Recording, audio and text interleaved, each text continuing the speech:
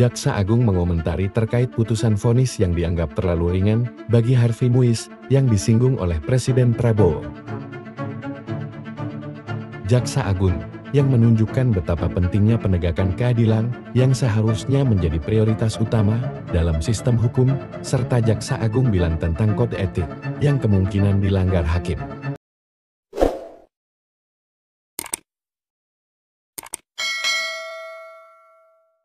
Terkait dengan hukuman atau vonis yang dirasakan kurang memenuhi rasa keadilan masyarakat,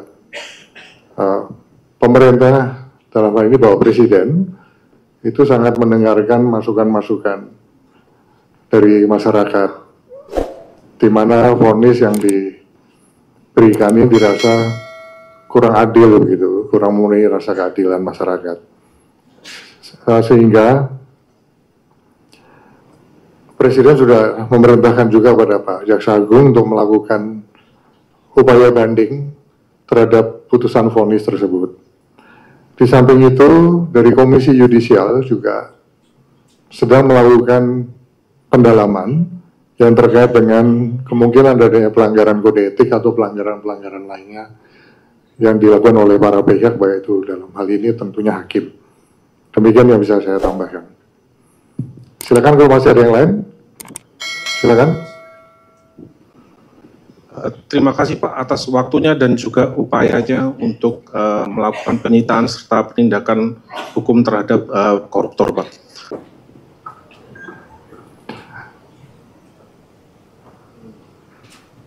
Yang pertama bahwa Bapak Presiden sudah jelas di dalam arahnya kepada kita yang tergabung di dalam DES, pencegahan dan penanganan tindak pidana korupsi, bahwa penanganan terhadap tindak pidana korupsi harus tegas dan tanpa ragu-ragu. Nah, itu yang sedang kita kerjakan, dan sejak DES ini dibentuk, tadi sebagaimana yang telah disampaikan oleh Pak Jaksa Agung, ada 6,7 triliun rupiah yang sudah bisa diselamatkan. Uangnya ada dan sekarang ada di akun BRI.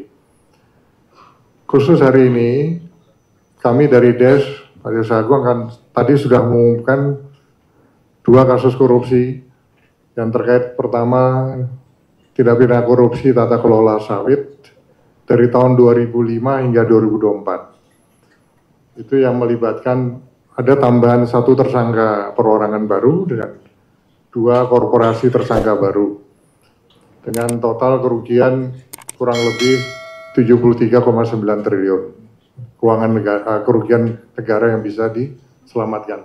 Yang kedua, yang terkait dengan tata niaga timah, ada 7 korporasi baru yang tadi telah diumumkan dengan kerugian negara berjumlah kurang lebih 271 triliun rupiah, sehingga kalau di total itu berjumlah kurang lebih 344 triliun rupiah. Ini sebagai wujud komitmen dari pemerintah. Jadi istilah-istilah yang katanya ada yang mengistilahkan kalau penanganan korupsi itu tajam ke bawah, tumpul ke atas. Ya, tunggu saja, kita banyak nanti episode-episode berikutnya yang akan kita umumkan begitu. Ini baru awal ya, baru awal, hasilnya sudah spektakuler.